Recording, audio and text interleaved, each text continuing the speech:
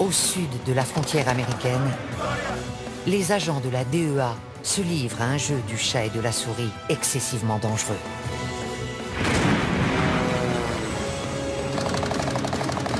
Dans toute l'Amérique centrale, ces flics d'élite combattent les cartels.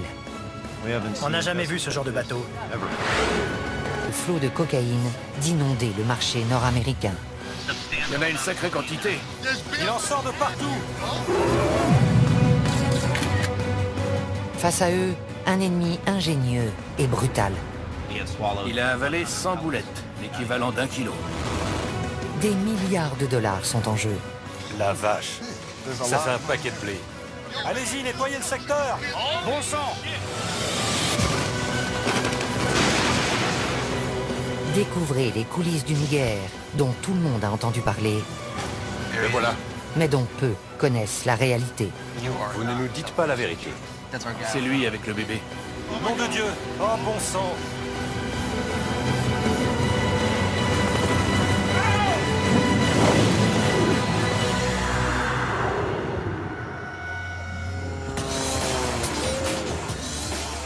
Chaque année, la Colombie expédie près de 450 tonnes de cocaïne vers le nord.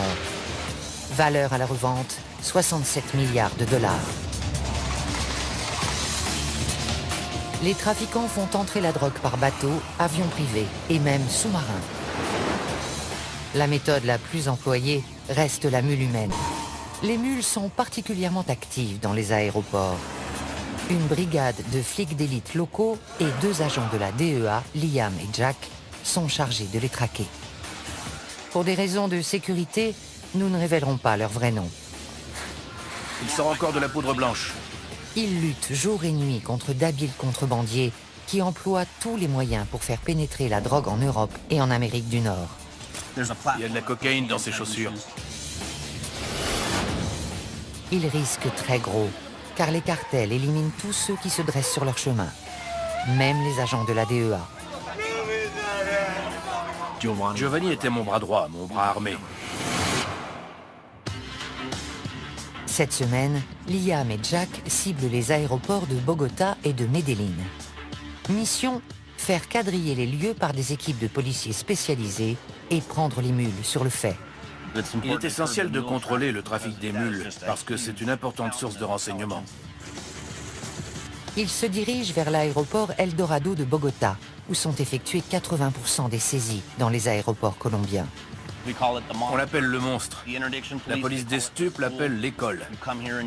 C'est ici qu'on apprend comment ça se passe. Il y a quel vol ce soir? Il y en a un pour Barcelone, 2 pour Madrid, Francfort et plus tard Mexico.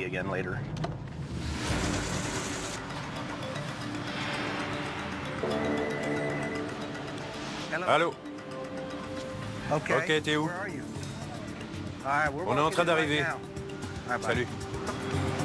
Un chien a repéré un sac suspect et la police a isolé un ressortissant italien et ses bagages dans une zone sécurisée. Ils sont sûrs qu'il y a de la coke dedans, alors ils les ont mis sous clé.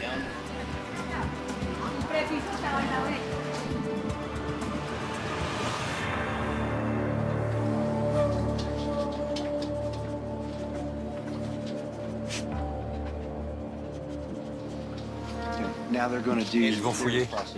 D'où il vient? Il est italien. Il allait où? Il allait à... Parmi les vêtements, ils découvrent un objet que Liam a déjà vu dans les bagages des mules. On tombe très souvent sur des médailles religieuses. Lui, il a une croix. Il pense qu'ils vont échapper à la... Mais c'est curieux. C'est pas le genre de choses qu'on jette au fond d'une valise. C'est une protection? Oh, que Dieu veille sur moi pendant le voyage. J'allais être avec ma petite amie.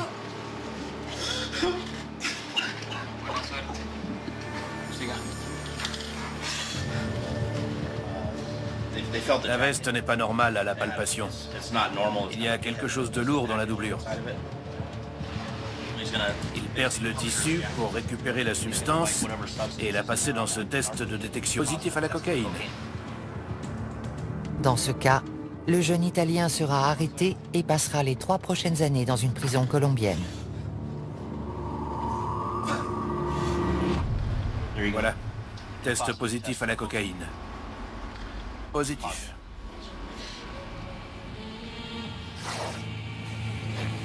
L'odeur mordante de la cocaïne passe difficilement inaperçue. Les contrebandiers ne manquent pas d'astuces pour tenter de la dissimuler. Il y a un agent de masquage. C'est peut-être un détergent utilisé pour couvrir l'odeur. J'ai un téléphone. Si vous voulez appeler quelqu'un hors de Colombie, Si je dis ça à mon père, il va faire une crise cardiaque. Ça va le tuer. Il faut surtout pas qu'il le sache.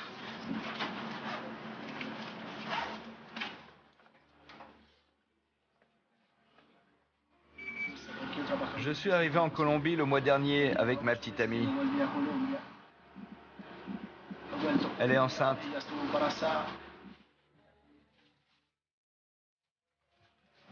Je l'ai fait pour l'argent, pour pouvoir créer une entreprise, parce que je ne voulais pas qu'elle me quitte.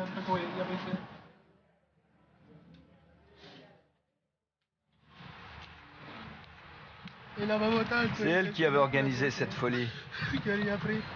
Elle voulait qu'on passe notre vie ensemble. la tendance est aux ressortissants étrangers en Colombie. Ils se mettent avec des Colombiennes et elles les poussent à faire de la contrebande de drogue. Je ne sais pas pourquoi, mais ils acceptent. Ils plongent tête baissée. J'ai perdu la tête. On peut perdre la tête pour une femme. Moi, je l'ai perdue pour elle. Il y a une seule femme qui vaut que tu perdes la tête. C'est ta mère.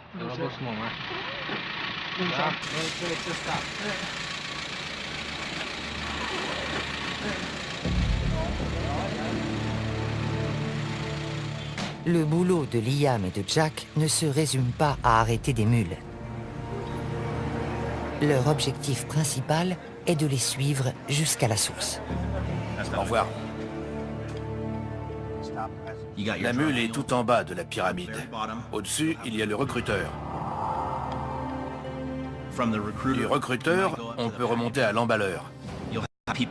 Il y a les expéditeurs colombiens et il y a un destinataire. Et puis il y a le boss. On essaie de démanteler toute la chaîne. Près de l'aéroport de Medellín, les trafiquants nous ont accordé le rare privilège de pénétrer dans leur monde. Ces gens sont ceux que Liam souhaite coffrer à tout prix.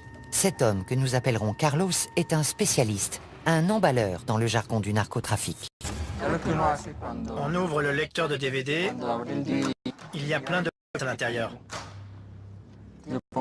Je peux mettre quelque chose ici, ici et ici.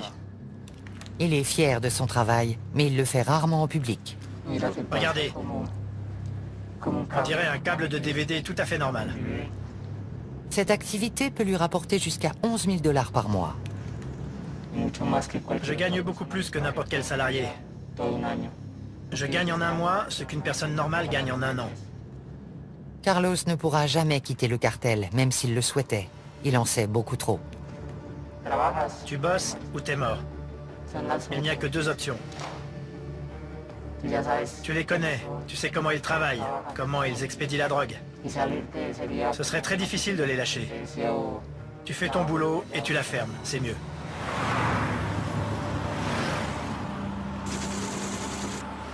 Dans une autre planque, un autre spécialiste prend des risques encore plus grands. C'est une mule que nous nommerons José. Allô? Comment tu vas? Au bout du fil, le boss de José. Il veut savoir si la coke est prête à partir. Oui, ils viennent d'arriver. Marty a envoyé des chocolats.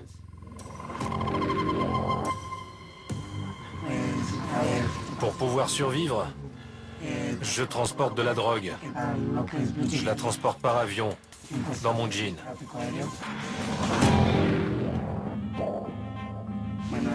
Ça, c'est mon jean normal.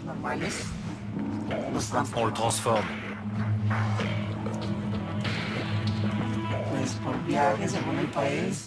Je gagne entre 8 000 et 9 000 $ par voyage.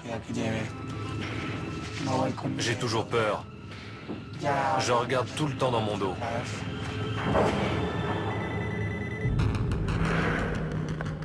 Un autre appel.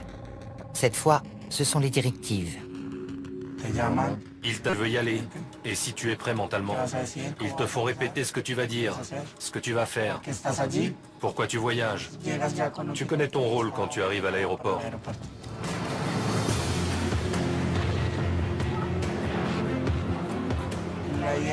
Le but, j'essaye de beaucoup parler avec les préposés qui s'occupent de moi, parce qu'ils observent ton attitude et ta personnalité.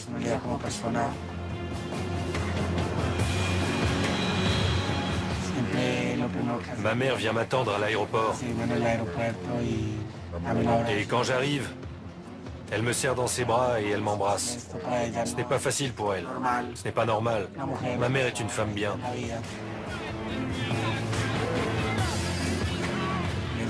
Je risque de me faire arrêter à l'étranger et de prendre 30 à 35 ans de prison. Ça vaut le coup. C'est nécessaire.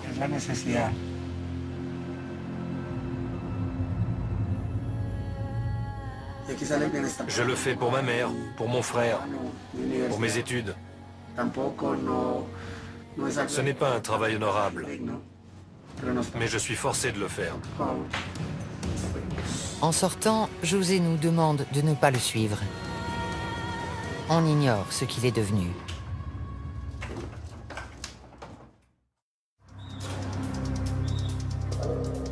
Au terminal de fret de l'aéroport de Bogota, les agents de la DEA et leurs collègues colombiens viennent de découvrir de la cocaïne dissimulée dans un colis d'aspect anodin. L'imagination n'a pas de limite. Ce paquet était expédié en Angleterre. C'est un livre pour enfants. À première vue, il a l'air normal. Mais il dit qu'on a dissimulé de la cocaïne dans la couverture. Vous voyez, à l'intérieur de cet os, ça lire au bleu, c'est de la cocaïne. Intéressant. De la cocaïne cachée dans ses paires de sandales. De la cocaïne dans les poignées de ses instruments dentaires. Les hommes de la brigade des stupes colombienne sont les meilleurs du monde. J'ai commencé à travailler avec eux à mon arrivée et j'ai vu des choses hallucinantes. Je me demandais comment ils faisaient pour découvrir tout ça. Je crois qu'on nous en apporte un autre.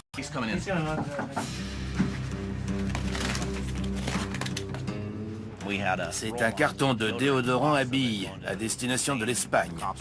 Et les flics étaient soupçonneux. Je suis d'accord, ça n'a pas de sens. Je pense qu'il y a un petit réservoir ici contenant du vrai déodorant et un double fond dessous rempli de cocaïne liquide. Je vais passer pour un crétin si je me trompe. Mais d'après mon expérience, je dois être dans le vrai. Perce un petit trou ici. Liquide.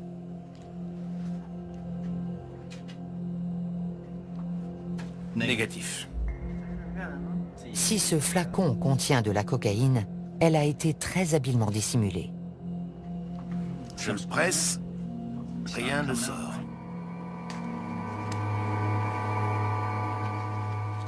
Bleu, positif, cocaïne. Il y a bien de la cocaïne, comme je l'avais dit. Je me sens moins bête. C'est de la cocaïne liquide. Encore un point pour les flics. J'aime la chasse. Une bonne journée pour moi, c'est avoir des informations et remonter la piste.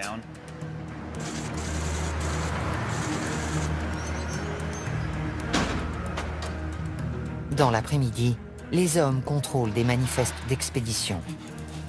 Ils cherchent des informations qui leur permettraient de remonter la chaîne jusqu'au chef de réseau. Il y a environ 3,5 tonnes de fret. Il suffirait d'un indice pour nous aiguiller. Ça part au Costa Rica. Il y a un nom et des numéros de téléphone. Je vais tout rentrer dans la base de données. À l'étage des départs, les policiers cherchent d'autres mules voyageant sur le vol de Madrid. Plusieurs indices nous mettent sur la voie. En général, quelqu'un qui a avalé de la drogue est très pâle. Il est mal à l'aise, il transpire. Il peut même avoir une petite croûte blanche sur les lèvres. Ceux qui s'en font une ceinture restent loin des autres. Les passagers qui montrent ces signes révélateurs ou qui paraissent simplement nerveux passent dans ce scanner corporel de dernière génération. C'est un appareil à rayons X qui radiographie les organes internes pour voir si la personne a avalé des capsules d'héroïne ou de cocaïne. Un Italien traverse le portique sans problème. Mais l'aspect de ses chaussures alerte les policiers. On a interpellé un passager italien. Veuillez retirer vos chaussures, monsieur. On va pratiquer les premiers tests pour voir s'il y a de la cocaïne ou de l'héroïne dans ses chaussures. C'est positif à la cocaïne. Bleu. Bilan du vol de Madrid, une seule mule. Mais ce n'est que la première arrestation d'une soirée qui va se révéler trépidante.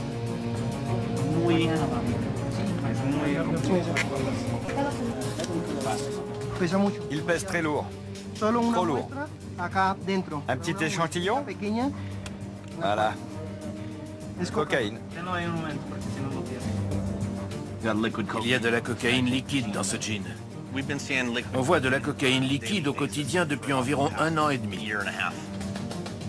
On en saisit beaucoup parce que c'est facile à dissimuler.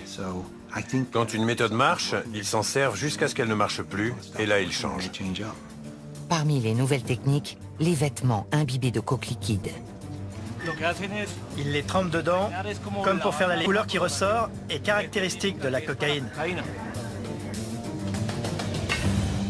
Arrivés à destination, les vêtements subissent un traitement à l'alcool pour extraire la drogue. Ensuite, un passage au micro-ondes transforme le liquide en poudre prête à la revente.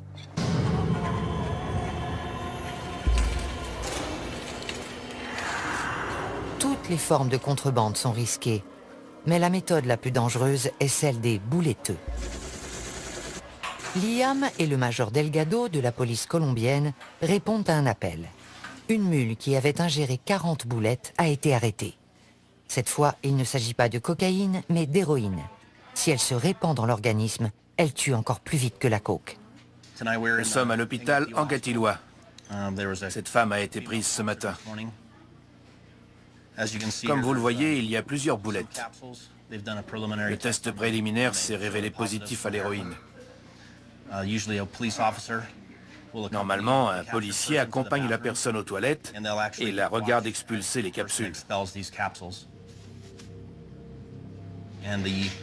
Ensuite, il lui fait laver les matières fécales, puis il place les boulettes dans une pochette en plastique.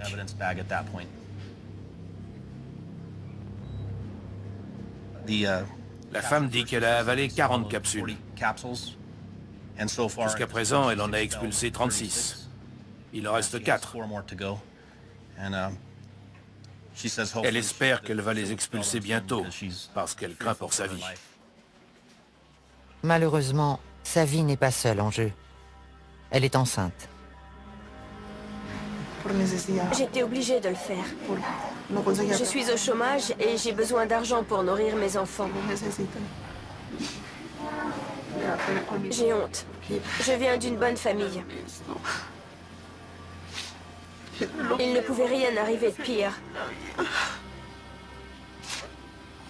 J'ai déshonoré mon nom. Les miens vont me rejeter. Je sais qu'une longue route m'attend. Je m'inquiète pour mes enfants. J'ai fait ça pour eux. Liam a entendu des centaines d'histoires tragiques, de mauvaises décisions prises pour de l'argent facile. Ils peuvent se faire beaucoup d'argent. S'ils réfléchissent à court terme, ils trouvent que ça vaut la peine. Ils pensent qu'ils ne se feront pas arrêter. Mais on les prend à tous les coups. Ça ne vaut pas la peine. Ils peuvent y laisser la liberté ou même la vie. Mais pour ceux qui les emploient, les bouletteux ne valent que le produit qu'ils transportent. Pour préparer la cocaïne à être ingérée, elle doit être emballée dans des capsules de préservatifs.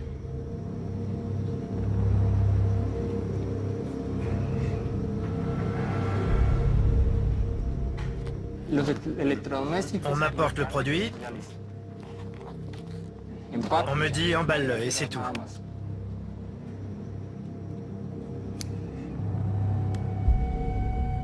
Je ne sais pas qui le transporte. Ce qui compte, c'est d'être payé. Une fois le kilo en boulettes, on engage une mule qui les avalera pour le transport. Nous appellerons celle-ci Moreau. Moreau est bouletteux depuis 10 ans. Il connaît parfaitement les risques. Jusqu'à présent, j'ai fait beaucoup de voyages et je m'en suis sorti vivant.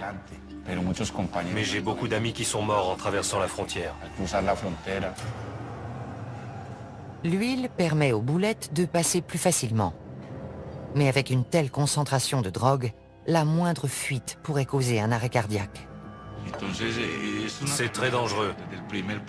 On peut mourir dès la première boulette du premier voyage, parce qu'il est toujours possible que la cocaïne se répande.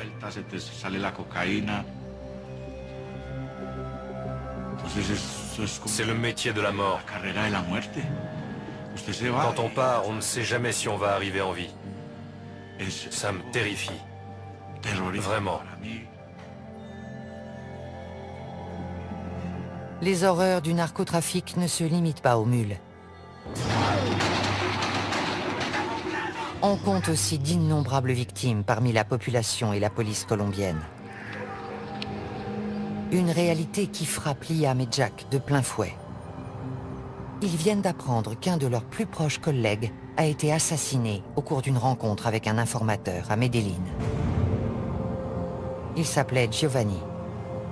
J'étais très proche de lui, c'est dur.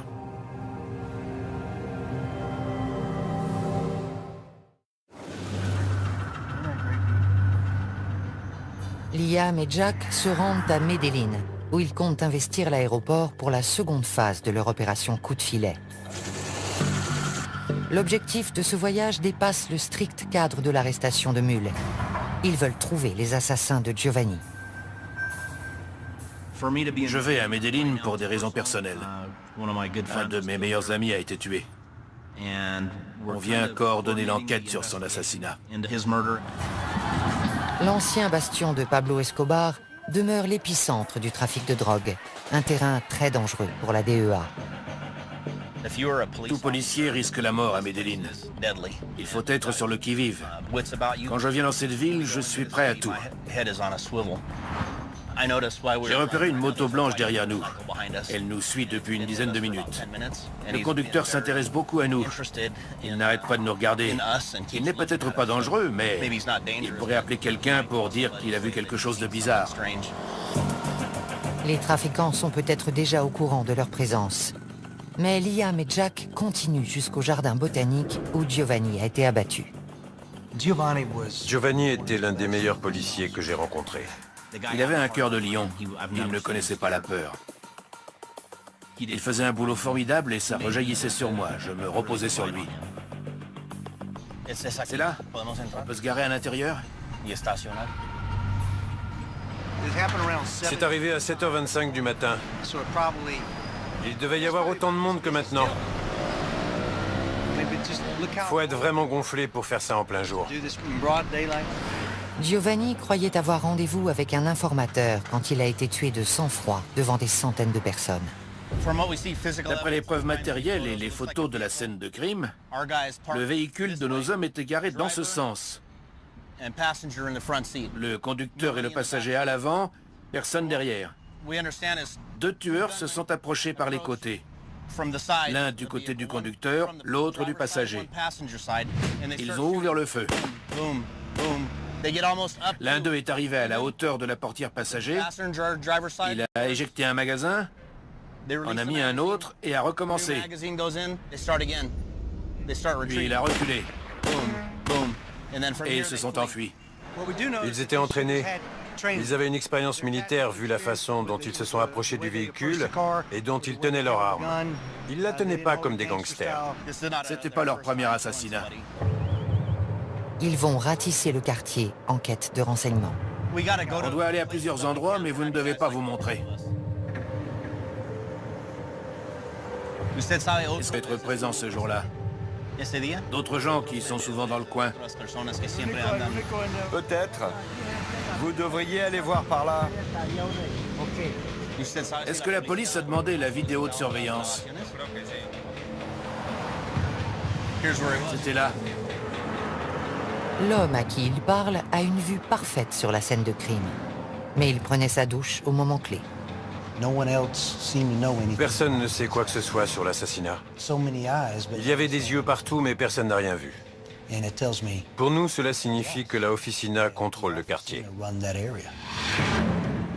La Oficina de Envigado est un syndicat de tueurs à gages, le groupe le plus meurtrier de Colombie. La Oficina a toujours été un élément criminel violent. Ils sont furieux parce qu'on a arrêté quelques chefs haut placés et je suis sûr qu'ils seraient ravis de tuer ou de blesser un membre de la DEA. Malheureusement, notre mini-quadrillage n'a pas donné grand-chose. Le pompiste travaillait ce matin-là. Il a entendu les tirs, mais il n'a rien vu. Le portail était ouvert, mais nos hommes ne sont pas entrés. Ils se sont garés là. Ça me paraît bizarre, parce qu'ici c'est un trottoir. Pourquoi n'ont-ils pas été plus loin pour libérer le passage? C'est une rue complètement dégagée et très fréquentée. Drôle d'endroit pour une fusillade. Je crois que la Oficina voulait que l'assassinat soit public. Elle voulait envoyer un message. Il y a sans doute eu des centaines de témoins, mais personne ne parle. Le quartier est sous leur coupe.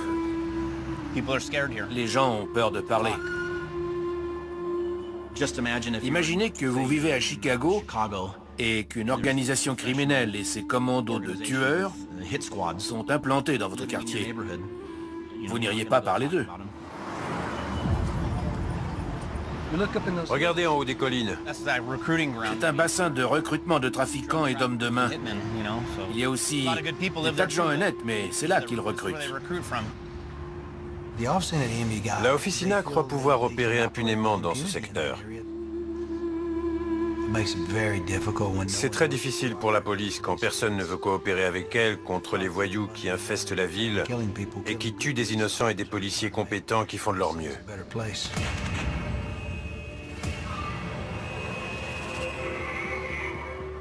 Caché dans ces collines, un tueur à la solde d'un cartel a accepté de nous confier sa vision de la guerre en cours. Il se prépare pour son prochain contrat, qui ne lui rapportera que 400 $. J'avais 16 ans quand j'ai commencé. J'ai grandi dans un quartier où il était courant de tomber sur un cadavre dès qu'on sortait de chez soi le matin.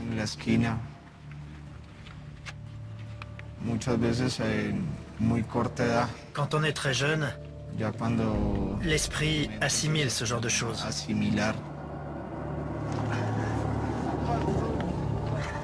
Ce n'est pas une excuse. Venir d'un quartier défavorisé n'autorise pas à tuer. Comment peuvent-ils faire ça à d'autres êtres humains? Je ne comprends pas.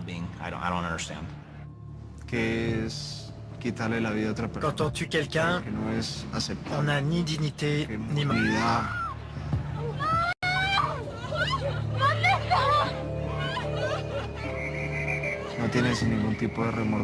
On n'éprouve aucun remords. On ne se sent pas coupable. Et chaque fois, c'est plus facile. On devient plus impitoyable. Je suis un instrument. Une marionnette entre les mains de gens puissants. Ils se servent de moi pour imposer leurs lois à tout prix.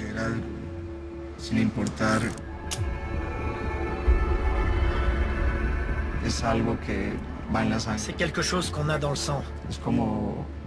Comme un fil dans un tissu. Quand on commence à tirer dessus, on ne s'arrête plus. Il n'y a pas de compassion.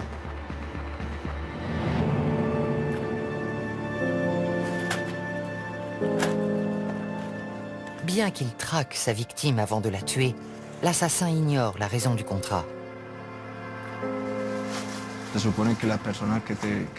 On suppose que la personne qu'on va éliminer n'est plus utile au groupe. Ou que c'est simplement un innocent qui en sait trop.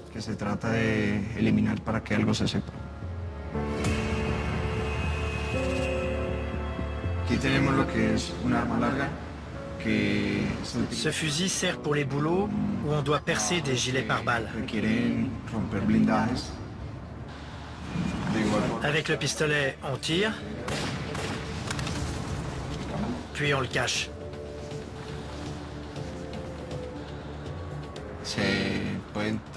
On peut enduire les balles de poison.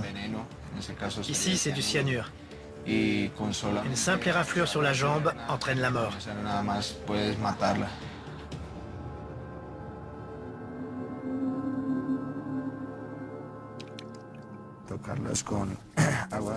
On lave les balles à l'eau bénite et on récite la prière de l'assassin. Que la divine fortune guide ces balles sacrées pour qu'elles donnent la mort sans faillir. Que cette mort soit sans violence, que la victime ne souffre pas. Amen. Des tueurs à gages qui disent des prières et qui se signent, pour moi, c'est de l'hypocrisie. Dire une prière pour aller tuer quelqu'un qui a des enfants, ça me fait penser à une brute. Seule une brute est capable de faire ça pour se rassurer. Avant de partir, le tueur dit aussi une prière pour lui-même. Pour la défense de mon âme et de mon corps. S'il y a des yeux, qu'ils ne me voient pas. S'il y a des mains, qu'elles ne me touchent pas. Que mon corps ne soit pas blessé. Que mon sang ne coule pas et que je ne perde pas mon âme. Au nom du Père éternel et de la Sainte Trinité. Amen.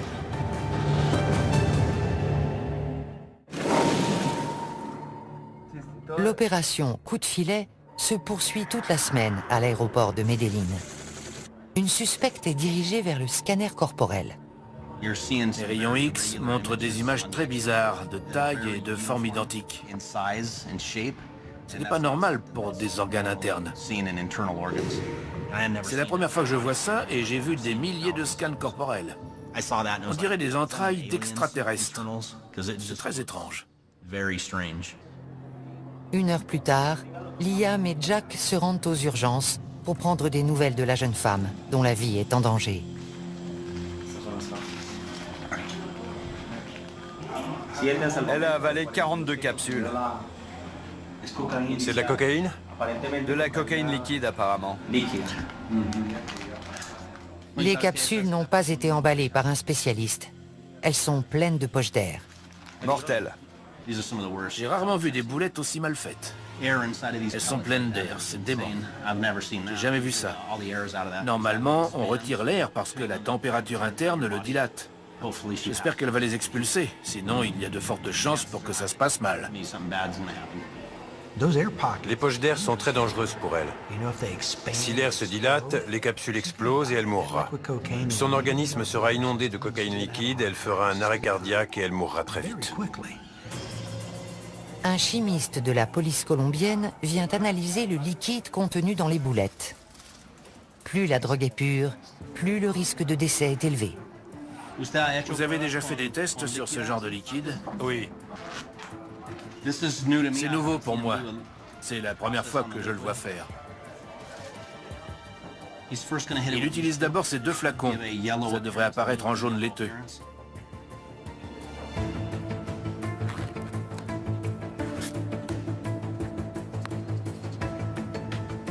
Chaque boulette contient 20 millilitres.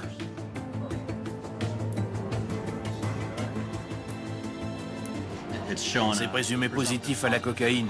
La couleur est devenue d'un jaune laiteux. Pour lever les derniers doutes, il pratique un autre test. Si la solution vire au bleu, la présence de cocaïne sera prouvée. Réaction positive au chlorhydrate de cocaïne. Soudain, la bouletteuse se tord de douleur. Tu ne te sens pas bien? Pas bien du tout. On t'a donné un laxatif? Oui, Tu as mal? j'ai très mal au ventre. Liam veut savoir pourquoi elle a fait ça. À cause du stress et du manque d'argent. Tout le monde fait des erreurs. Les plus démunis font des proies faciles pour les recruteurs de mules. Les gens qui l'ont engagée lui ont donné des capsules à avaler. Ils se fichent bien d'elle, ce qui compte c'est l'argent. La vie humaine n'a aucune valeur.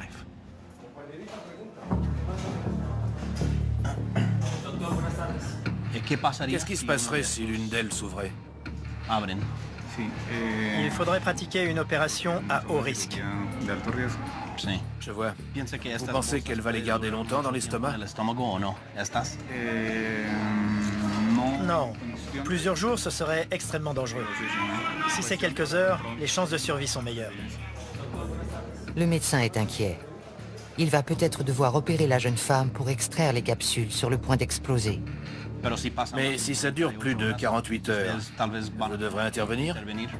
Sans doute. D'après le médecin, si ces boulettes mal faites restent plus de 48 heures dans le système digestif de la patiente, c'est la mort presque à coup sûr. Il lui est arrivé de devoir ouvrir entièrement la cavité abdominale pour les extraire. Si la jeune femme a pesé les conséquences de sa décision, son recruteur a certainement minimisé les risques. Ils leur disent « T'inquiète pas, on a payé les flics, on le fait tout le temps. Tu vas gagner de l'argent, il n'y a aucun problème. » La mule qui croit ce mensonge commet sa première erreur. Son décès serait la première mort par overdose de l'opération Coup de filet. Non, c'est pas facile. Giovanni me disait tous les jours « Estamos en guerra », on est en guerre. « Somos un equipo, estamos en guerra ». On est une équipe, on est en guerre. C'était son leitmotiv. Ce soir, la guerre pourrait faire une nouvelle victime. Mais pour Liam et Jack, une petite victoire se profile. On a trouvé un témoin potentiel du meurtre de Giovanni.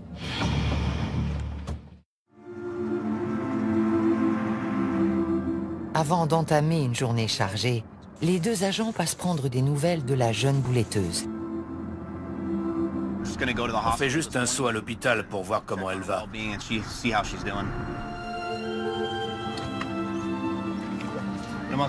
On voudrait parler à la jeune femme. Juste 5 minutes.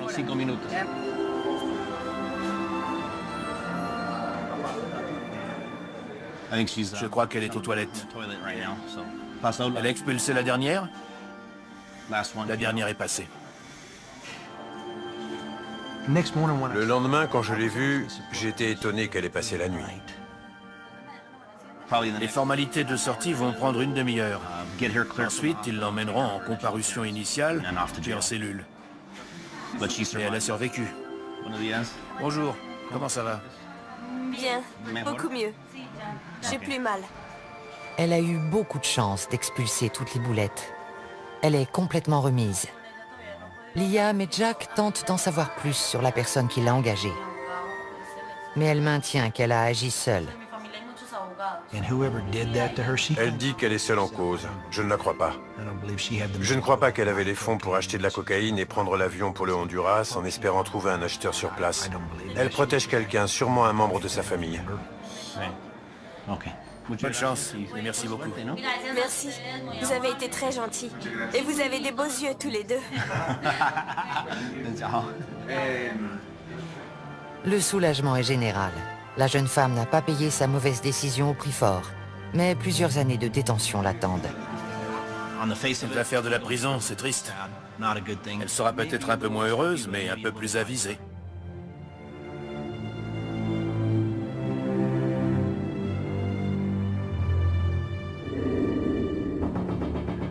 Dans l'après-midi, Liam et Jack apprennent qu'un coup de fil important a été intercepté. Ils pensent qu'il provient de l'un des organisateurs de l'assassinat de Giovanni. Il flippe complètement au téléphone. Il dit qu'on lui a tiré dessus. Ils se rendent à l'hôpital où l'homme est soigné. Pour Liam, on a voulu l'abattre à cause de ce qu'il sait. On va lui mettre les points sur les i. Tu sais que tu seras mort très bientôt.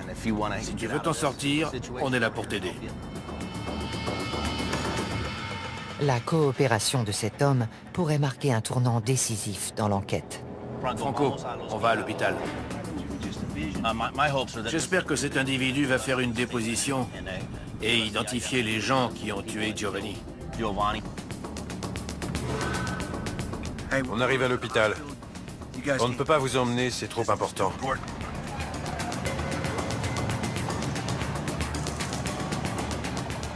On voudrait l'interroger. Il vient d'être blessé.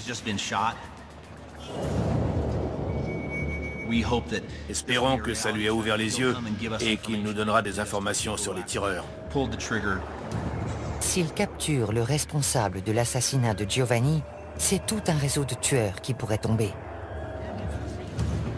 Ils ressortent une trentaine de minutes plus tard, plus tôt que prévu. Alors? Ça s'est pas passé comme on voulait. Le type soutenait qu'il ne savait rien. Son histoire n'était pas crédible. Il a menti tout du long. Regardez l'homme qu'on vient d'interroger. Il est couvert de sang, des pieds à la tête. Il a nié tout en bloc. Il n'a montré aucun remords pour ce qui est arrivé à nos flics. Aucune volonté de nous aider. Et il ne craint absolument pas pour sa vie. L'individu redoute bien davantage les assassins de la Officina que d'être incarcéré par la DEA. À cause de son silence, l'enquête piétine.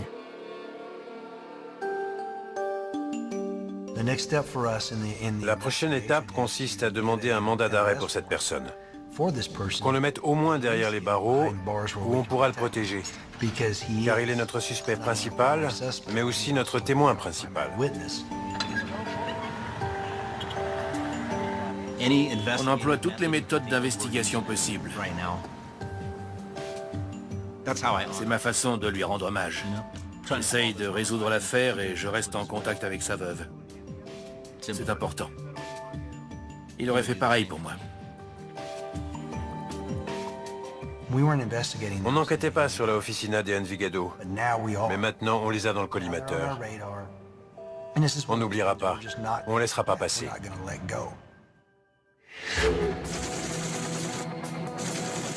L'opération coup de filet s'achève. Ce soir, Liam et Jack donnent une conférence de presse sur une saisie d'une importance considérable. 30 kilos de cocaïne liquide.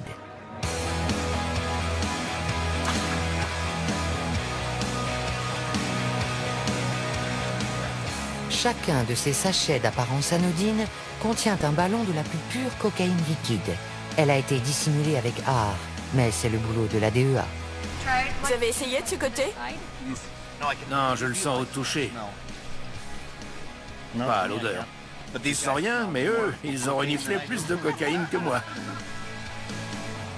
Si vous l'ouvrez normalement et que vous pressez dessus, il sentira de la mayonnaise ou du ketchup. Et vous ne sentirez pas la cocaïne.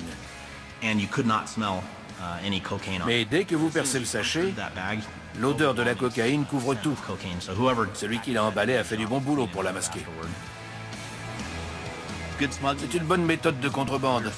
On a tout vu ici, dans le pantalon, les vêtements imbibés. Leur imagination en matière de cachette n'a pas de borne. Cette saisie est une victoire pour la DEA et ses collègues colombiens. Et alors même qu'ils se réjouissent, les trafiquants échafaudent de nouveaux plans et expédient des tonnes de drogue vers l'Amérique du Nord. On nous demande si ça vaut la peine, si on change quelque chose. Il n'y a pas de doute, on est efficace.